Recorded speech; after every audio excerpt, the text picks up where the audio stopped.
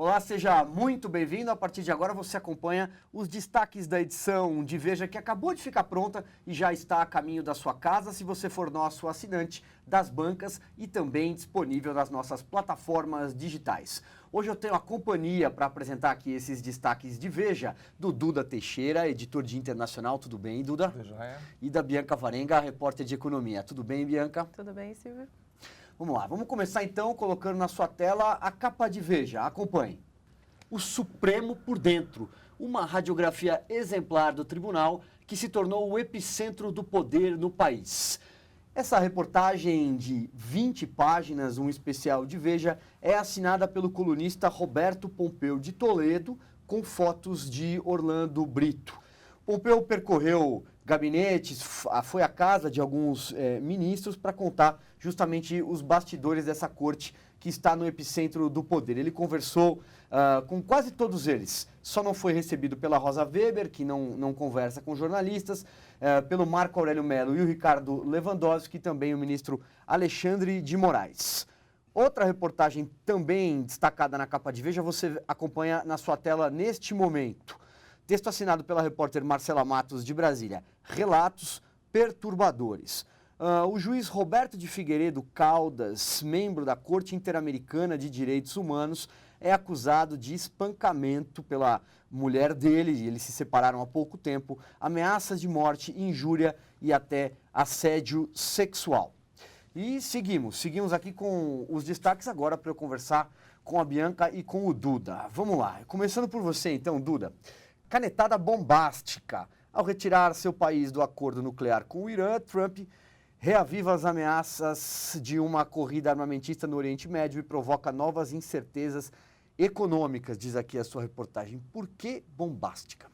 É bombástica porque é uma decisão que ele toma, enfim, o Trump está cada vez mais confiante, né? Ele cumpre todas as promessas dele de campanha e está muito pouco ligando para o que os outros, né, principalmente os europeus, ele estavam falando para ele, ó, não faça isso, não faça isso. Ele vai adiante, né? E tem repercussões porque o Irã agora ameaçou já que pode voltar a enriquecer urânio, né? Os sauditas, sabendo disso, já falaram, olha, se o Irã tiver a bomba, a gente vai ter também, né? O premier israelense, que é o Netanyahu, já uma hora depois do Trump tomar essa decisão, já vai lá e ataca os iranianos na Síria. Os iranianos respondem com 20 foguetes que acabam ali mesmo nas colinas de Golã, ou alguns caem na Síria mesmo. Depois o Netanyahu vai lá e manda caças, né, que destroem vários alvos. Esse é o maior confronto Irã-Israel, né? Aliás, é o primeiro que acontece.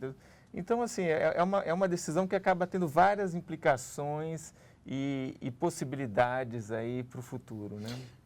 É uma promessa de campanha, né, do Trump, mas a quantas anda a popularidade dele? Tá subindo? Está subindo, né, vem subindo, já, no mais baixo estava em 35% e agora está em 42%, né? Então, isso, claro que ele fica cada vez mais confiante, né, para fazer as coisas dele. Agora, quando ele faz isso, também ele está jogando para o público dele, os eleitores dele, os republicanos, né? Vamos ver aí, o Trump recebe sempre muitas críticas de tudo que ele faz, né? Uhum. Mas essa popularidade é uma popularidade até deve estar ali mais ou menos paridade com o Macri, por exemplo, na Argentina, uhum, né? E que, sei lá, de repente, numa outra eleição, será que ele perde, né? Se ele quiser reeleição, é um cuidado que a gente tem que ter. Vou pegar carona, então, já que você introduziu para conversar com a Bianca, porque já tem alguma consequência, vamos dizer assim, em tudo isso? Para alguns países, por exemplo, para a Argentina, vamos lá. Tem. A Argentina, ela está sofrendo, mesmo que o Brasil está sofrendo, né? Mas com efeitos piores. A gente explica o porquê na matéria. Desde o ano passado, os Estados Unidos decidiram mexer na taxa básica de juros deles, que basicamente tornam mais rentáveis os títulos da dívida pública americana. Então, todos os investidores buscam menos risco, tiram dinheiro desses mercados emergentes, como o Brasil e a Argentina, e aí o efeito é uma queda brusca da moeda local.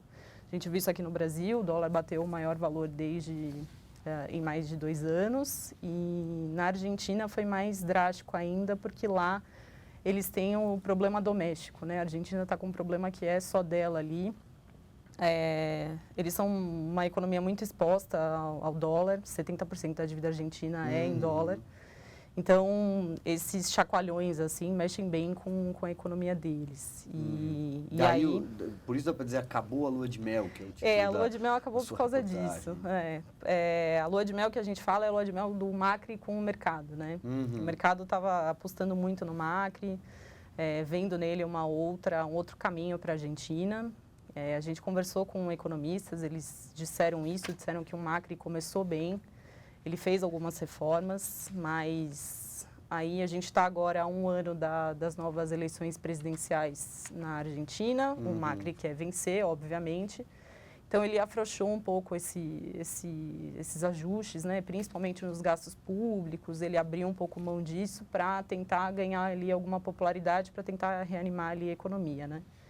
E aí o efeito é esse, agora o mercado desembarcou um pouco do Macri, a popularidade dele provavelmente está caindo agora, porque depois desse último colapso aí no mercado argentino, eles pediram uma ajuda para a FMI, pediram um empréstimo aí de 30 bilhões, e os argentinos têm uma cicatriz muito forte por causa disso, né?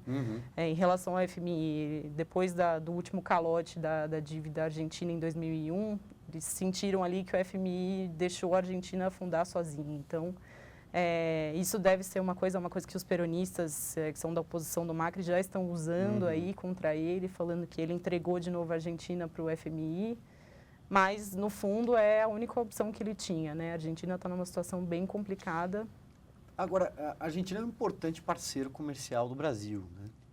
Tem risco de contágio? Tem algum efeito para cá, para a gente? Então, a gente fez uma arte interessante na matéria mostrando como é que está a economia do Brasil e da Argentina, né? E nisso a gente mostra que, obviamente, o Brasil tem uma série de problemas, mas a gente está bem melhor que eles em alguns fundamentos.